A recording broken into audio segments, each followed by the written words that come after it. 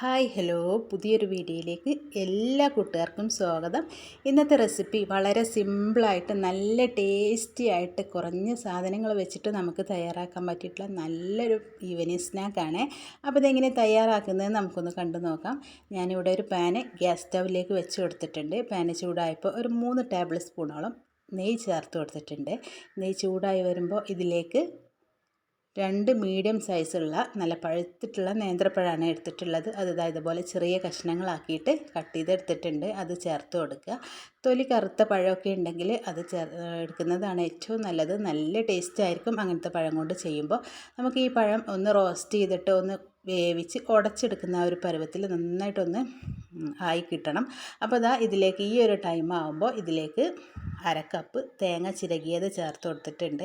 തേങ്ങയും പഴം കൂടെ നന്നായിട്ട് മിക്സാക്കി എടുക്കുക. നന്നായിട്ടൊന്ന് ഒരു 2-3 മിനിറ്റൊക്കെ ഇതുപോലെ ഒന്ന് ഇളക്കി കൊടുത്ത് നന്നായിട്ടൊന്ന് മിക്സാക്കി എടുക്കുക.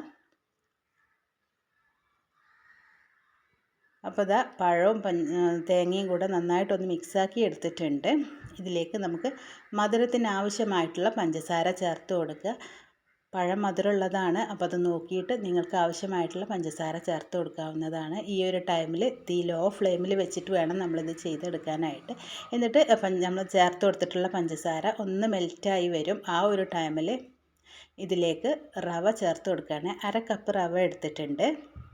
റവ ആദ്യം പകുതി ചേർത്ത് കൊടുക്കുക. എന്നിട്ട് ഇതുപോലെ എല്ലാം കൂടി നന്നായിട്ട് ഇളക്കി മിക്സാക്കി എടുക്കുക. പഴവും പഞ്ചസാരയും തേങ്ങയും റവയൊക്കെ നന്നായിട്ട് എല്ലാ ഭാഗത്തും എത്തുന്ന രീതിയിൽ ചെറിയ തീയിൽ വെച്ചിട്ട് ഒന്ന് മിക്സാക്കി എടുക്കുക. എന്നിട്ട് വീണ്ടും ബാക്കിയുള്ള റവ അതുപോലെ തന്നെ ചെയ്തെടുക്കുക. ഒന്ന് നന്നായിട്ട് ഇളക്കി മിക്സാക്കി എടുക്കുക. പഴവും പഞ്ചസാരയും റവയൊക്കെ നന്നായിട്ട് മിക്സായി വന്നാൽ ഇതിലേക്ക് 3/4 കപ്പ് പാലെടുത്തിട്ടുണ്ട്.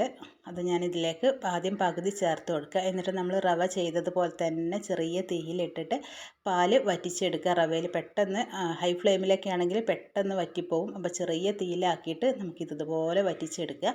എന്നിട്ട് ബാക്കിയുള്ളതും ഇതുപോലെ തന്നെ അതിലേക്ക് ഒഴിച്ചിട്ട് റവയൊക്കെ നന്നായിട്ടൊന്ന് വേവിച്ചെടുക്കുക. പഴം നന്നായിട്ട് വെന്ത് ഉടഞ്ഞിട്ടുണ്ടാവും ഈ ഒരു ടൈം ആകുമ്പോഴത്തേക്കും.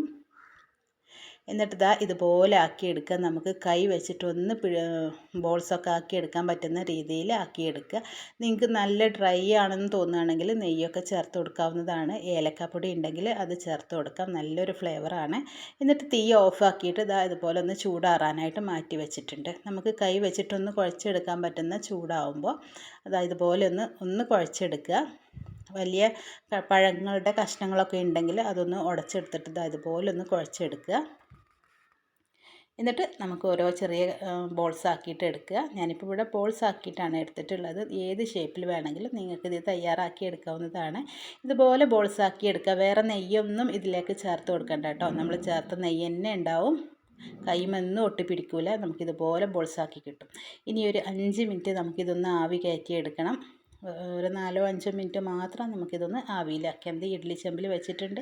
ഒരു 5 മിനിറ്റ് നമുക്കിതൊന്ന് അടച്ച് വെച്ചിട്ട് ആവി കയറ്റിയെടുക്കാം. അപ്പോൾ 5 മിനിറ്റിന് ശേഷം നല്ല ടേസ്റ്റി ആയിട്ടുള്ളൊരു പലഹാരം ഇവിടെ റെഡി ആയിട്ടുണ്ട്.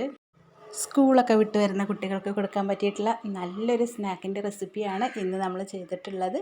ഇഷ്ടപ്പെട്ടാൽ ഈ വീഡിയോ നിങ്ങൾക്ക് ഇഷ്ടപ്പെട്ടാൽ ഒന്ന് ലൈക്ക് ചെയ്യാനും അതുപോലെ തന്നെ പുതുതായിട്ട് ആരെങ്കിലും നമ്മുടെ ചാനൽ കാണുന്നുണ്ടെങ്കിൽ പ്ലീസ് ഒന്ന് സബ്സ്ക്രൈബ് ചെയ്തിട്ട് സപ്പോർട്ട് ചെയ്യണേ. പുതിയ നല്ലൊരു റെസിപ്പിയായിട്ട് നമുക്ക് വീണ്ടും കാണാം.